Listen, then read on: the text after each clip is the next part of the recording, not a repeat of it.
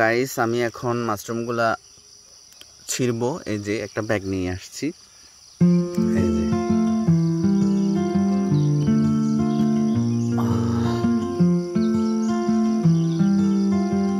খুবই সুন্দর মাশরুম।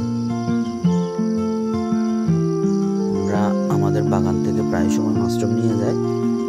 আমাদের বাগানে প্রায় সময় মাশরুম ফুটে।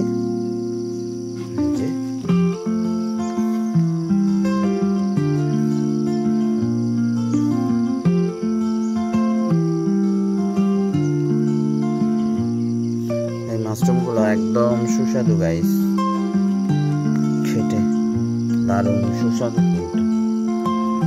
এই যে গাইস দেখছেন,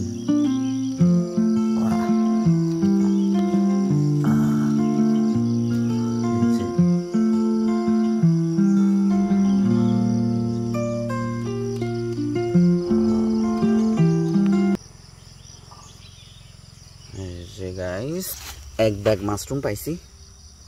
এই যে